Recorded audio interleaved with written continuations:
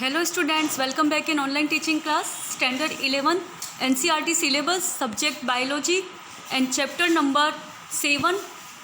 And chapter number 7 I explained up to the tissues.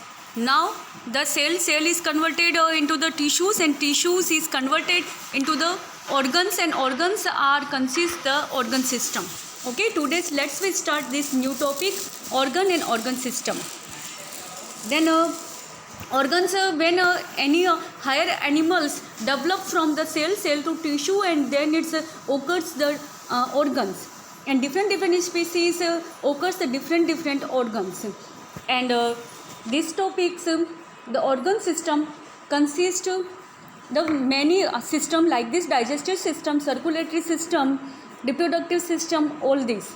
And our heart is a organ, and its heart and blood vessels, all these consist a organ system.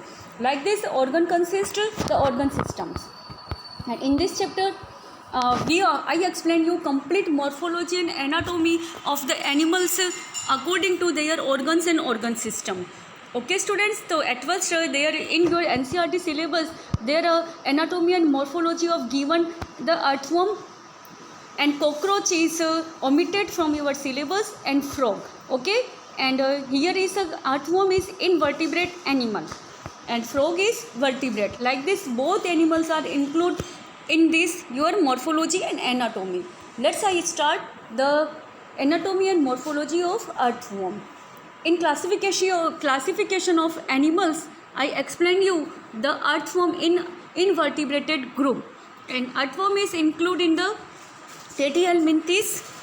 Like this platyhelminthes are converted into the well developed the organ systems animals, and this phylum is called the higher phylum than the other animals, because here's the organ and organ system develop in this phylum. Okay, so earthworm is higher animals other than the invertebrates animal, because it has the organ and with the organ system.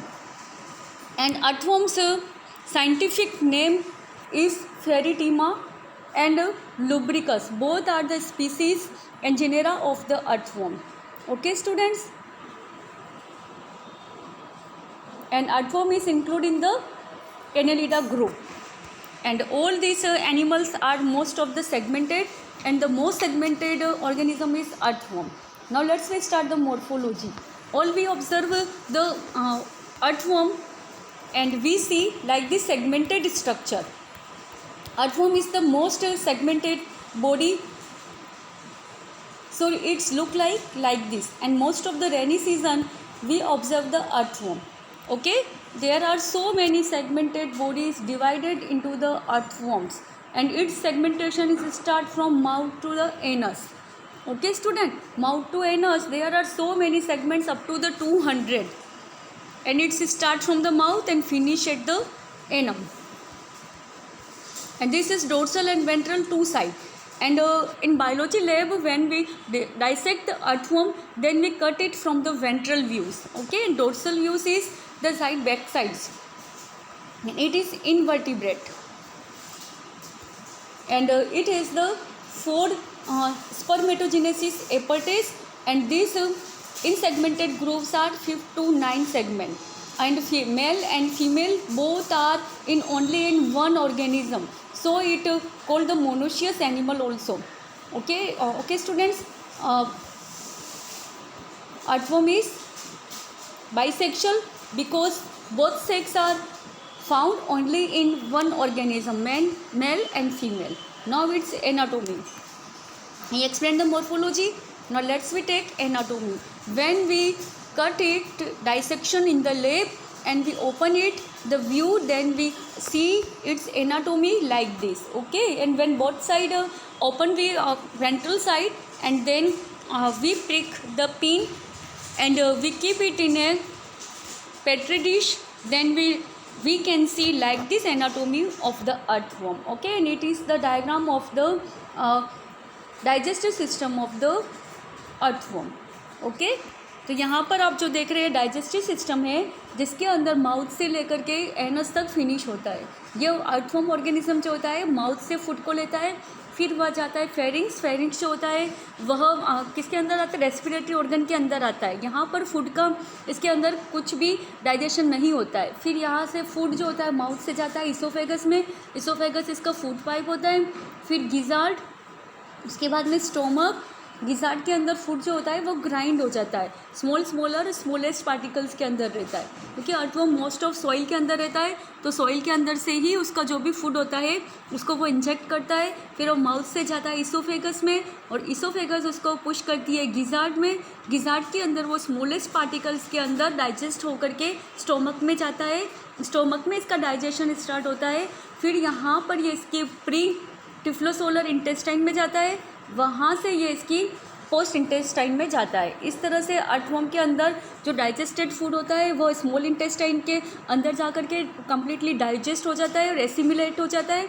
उसके बाद में जो undigested food होता है वो large intestine से होकर के एनस के थ्रू डिस्चार्ज हो जाता है। वो इस तरह से यहाँ पे इसकी पूरी एलिमेंट्री कैनाल है जो माउथ से स्टार्ट होकर के एलिमेंट्री कैनाल एनस पे फिनिश होती है। और इसका बहुत ज़्यादा वेल डेवलप्ड डाइजेस्टिव सिस्टम नहीं है, लेकिन फिर भी जहाँ से डाइजेस्टिव सिस्टम स्टार्ट हुआ उसका प्री डाइजेस्टिव सिस्टम इस तरह से अर्थवर्म के अंदर देखा जाता है। इसीलिए इसको डाइसेक्शंस के लिए भी अर्थवर्म को जो है यूज़ करते हैं, और यहाँ पे थ्योरेटिकल भी आपको स्टडी के लिए अर्थवर्म दिया गया है। उसकी सेगमेंटेड बॉडी के अंदर डिफरेंट सेगमेंट के अंदर डिफरेंट एलिमेंट्री जो कैनाल के अंदर जो पार्ट्स होते हैं वो पाए जाते हैं। 8 to 9 सेगमेंट इसका जो माउथ होता है वह स्टार्ट होता है फर्स्ट सेगमेंट में। फिर 1 to 3 के अंदर बक्कल कैविटी होती है। फिर सेगमेंट नंबर 5 to 7 में इसोफेगस, 8 to 9 के अंदर गिजार्ड होता है, एंड 9 to 14 के अंदर स्टोमक होता है। फिर स्टोमक से फूड जाता है इंटेस्टाइन के अंदर, और 15 सेगमेंट से स्टार्ट होता है और 26 सेगमेंट तक आता है। फिर 26 के बाद में 23 और 25 जो होते हैं वह होते हैं टाइफसोल, ठीक है, जो उसके एलिमेंट्री कैनाल जहाँ से फूड अनडाइजेस्टेड फूड वहाँ से निकलने लगता है। तो इस तरह से यह एनस के ऊपर पूरा फिनिश होता है, और इसके अंदर क्लोज टाइप का ब्लड सर्कुलेटरी सिस्टम होता है। यहाँ पे जो था क्लोज टाइप का ही डाइजेस्टिव सिस्टम था जो ओपन होता है यहाँ पर माउथ से, और यहाँ पे फिनिश होता है एनस पे। कंप्लीट एलिमेंट्री कैनाल वाला जो डाइजेस्टिव सिस्टम था, जितने भी इन्वर्टिब्रेट्स थे उसमें सबसे ज़्यादा डेवलप अभी अर्थवर्म तक हुआ था, ठीक है। इसके बाद में आता है, यह हम इसे फेरिटीमा बोलते हैं, इसका साइंटिफिक नेम है, और ये एनालिड्स ग्रुप्स के अंदर आता है, ठीक है। फिर फेरिटीमा जो होता है, अब इसका यहाँ पे हमने डाइजेस्टिव सिस्टम पढ़ लिया इसलिए एनाटोमी में। अब हम लेते हैं इसका सर्कुलेटरी सिस्टम। सर्कुलेटरी सिस्टम जो होता है क्लोज टाइप का सर्कुलेटरी सिस्टम होता है। क्यों इसे क्लोज टाइप का बोलते हैं? क्योंकि यहाँ पे इसका ब्लड जो सर्कुलेट होता है वह हार्ट के यहाँ पर जो ब्लड वेसल जाती है उसी से सर्कुलेट होकर के फिर से हार्ट तक आ जाता है इम्प्योर ब्लड। प्योर ब्लड जाता है हार्ट टू ब्लड वेसल्स के थ्रू ऑर्गन्स में, वापस ऑर्गन्स में जो कार्बोक्सिलेटेड जो ब्लड होता है वह फिर से आ जाता है ऑर्गन से होते हुए हार्ट के अंदर। तो इस तरह से इसके अंदर क्लोज टाइप का ब्लड सर्कुलेटरी सिस्टम होता है। उसके अंदर वेल डेवलप हार्ट नहीं होते हैं, लेकिन फिर भी उसे हार्ट जैसा स्ट्रक्चर, क्योंकि यहाँ पर इसके अंदर ब्लड फ्लो होता है इसलिए इसे हार्ट बोला जाता है।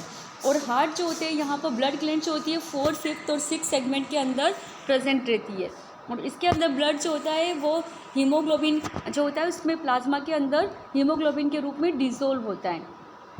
इस तरह से यहाँ पर ये रेस्पिरेटरी का जो एक्सचेंज होता है जैसे ब्लड सर्कुलेटरी सिस्टम्स में होता है, उसी से यहाँ पे लंग्स जो होता है उस एयर को, कार्बन डाइऑक्साइड को वापस लंग्स के थ्रू प्योरीफाई करता है और फिर से ऑक्सीजन जो होती है वो इसके रेस्पिरेटरी ऑर्गन्स के अंदर जाती है।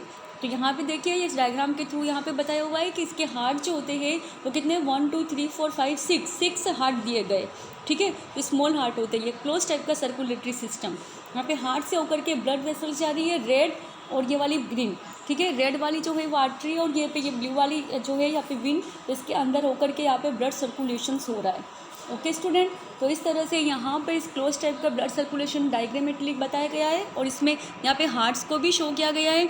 जो आगे की तरफ है वो है यहाँ पे आगे वाला ये हार्ट है इसोफेगस के अंदर, इसोफेगस हार्ट, पीछे वाले लेटरल और बीच में ये 2। इस तरह से 6 हार्ट के अंदर इसमें क्लोज टाइप का यहाँ पर ब्लड सर्कुलेशन होता है, ठीक है स्टूडेंट। तो यहाँ पर इसकी यहाँ पे सर्कुलेशन की भी एनाटोमी फिनिश हो गई है। अब एक्सक्रीटरी ऑर्गन, एक्सक्रीटरी ऑर्गन जो होता है वह हायर एनिमल में एक्सक्रीट करने के लिए किडनी होती है, लेकिन अर्थवर्म एक थोड़ा इनवर्टिब्रेट एनिमल है, इसके लिए नेफ्रिडियल सिस्टम इसके अंदर एक्सक्रीशंस का काम करता है। और इसके अंदर 3 टाइप्स के नेफ्रिडिया पाए जाते हैं। 15 नंबर के सेगमेंट के ऊपर 3 टाइप्स के नेफ्रिडिया पाए जाते हैं। इंटीगुमेंट्री नेफ्रिडिया, सेप्टल नेफ्रिडिया और फेरेंजियल नेफ्रिडिया। ओके, ये 3 टाइप के नेफ्रिडिया है। सेप्टम नेफ्रिडिया जो होता है वह 15 नंबर के मैंने अभी आपको बताया था। नेफ्रिडिया जो होते हैं वो इसके एक्सक्रीटरी ऑर्गन होते हैं, क्योंकि वेल डेवलप किडनी नहीं होती है तो किसी भी जो अनवांटेड वेस्टेज जो इनका डाइजेस्ट करते हैं उसको यहाँ पे जो डाइजेस्ट नहीं होता है उसको यहाँ पर डिस्चार्ज करते हैं नेफ्रिडिया के थ्रू। तो नेफ्रिडिया ए से किडनी का फंक्शन करता है। 3 टाइप के नेफ्रिडिया, सेप्टम नेफ्रिडिया जो 15 नंबर के सेगमेंट से स्टार्ट होता है। फिर इंटीगुमेंट्री नेफ्रिडिया जो 3rd सेगमेंट से स्टार्ट होकर के बॉडी की ओपनिंग के अंदर वहाँ पे स्टार्ट होता है।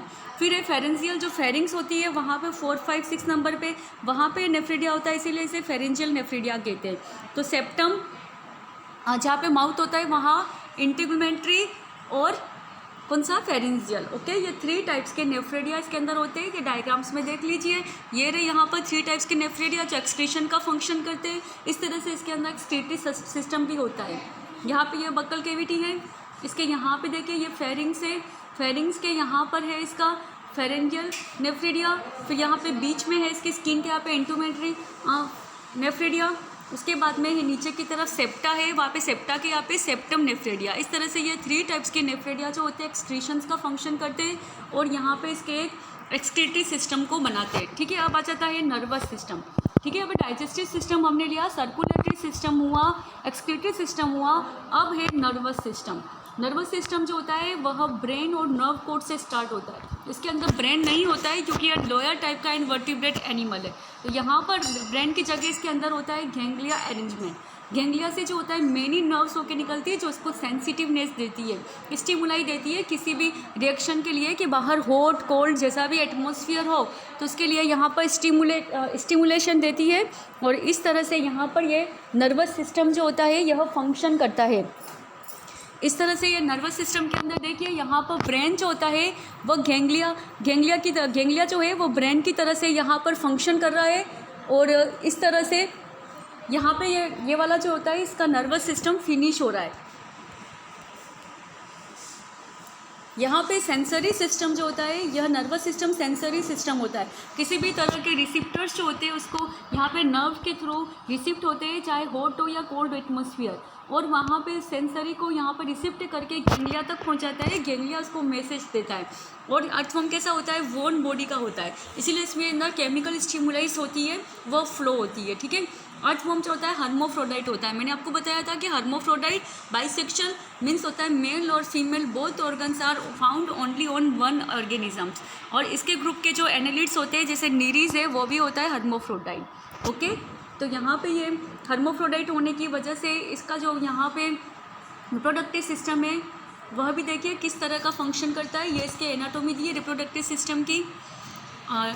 एक्सक्रीटरी सिस्टम भी हो गया, नर्वस सिस्टम भी हो गया। अब बचा है कौन सा, रिप्रोडक्टिव सिस्टम। तो रिप्रोडक्टिव सिस्टम में टेस्टिस देखिए कौन से सेगमेंट के यहाँ पर है, यहाँ पे ये सेगमेंट देखिए ये वाला नंबर, और यहाँ पे है टेस्टिस। ठीक है, फिर ओवरी देखिए कौन से सेगमेंट के ऊपर है, यहाँ पे ये सेगमेंट है और यहाँ पर ये है ओवरी पूरी। ठीक है, तो अब इसका सेगमेंट नंबर ध्यान रखिएगा कि इसके मेल और फीमेल बोथ ऑर्गन एक ही ऑर्गेनिजम्स के ऊपर है, इसीलिए इसे हर्मोफ्रोडाइट बोलते हैं। यहाँ पे देखिए ये टेस्टिस है और यहाँ पे ये ओवरी है, तो दोनों हो गए एक ही ऑर्गन के ऊपर, एक ही ऑर्गेनिजम्स के ऊपर। तो यहाँ पर 70 to 9 जो सेगमेंट है वहाँ पर जो है वास्ट डिफरेंस वगैरह जारी है। इट मीन्स ये वास्ट डिफरेंस, और जहाँ पर टेस्टिस आते हैं वे मेल ऑर्गन रहे, इसका reproductive part male organ testis है।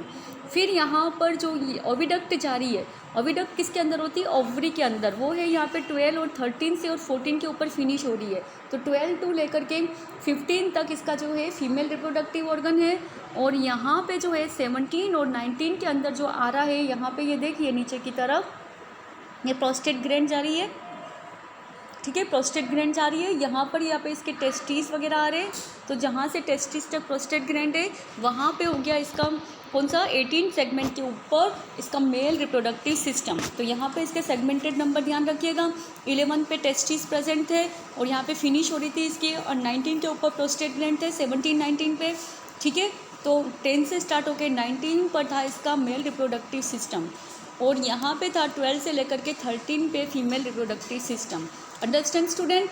इस तरह से स्पर्म जो होते हैं यहाँ पर ये मैटिंग किस तरह से करता है, ये 2 डिफरेंट ऑर्गेनिज्म ही एक दूसरे को मैटिंग करते हैं। यहाँ पर ऐसा है कि दोनों और जो ऑर्गन्स होते हैं वह सेम ऑर्गेनिज्म में पाए जाते हैं, लेकिन यहाँ पर मैटिंग जो होते हैं वन वॉर्म जो होता है वो एनोदर वॉर्म को फाइंड करके ही वहाँ पर अपोजिट ऑर्गेनिज्म के अंदर मैटिंग करते हैं। और मैटिंग करते टाइम वन ऑर्गेनिज्म जो होता है अनदर ऑर्गेनिजम्स के अंदर अपने स्पर्म जो होते हैं डिस्चार्ज कर देता है मेटिंग के टाइम, और 1 सेल तक अगर वो चले गए तो वहाँ पर वो क्या हो जाता है, फर्टाइल हो जाता है, और इसके अंदर कोकून का डेवलपमेंट स्टार्ट हो जाता है।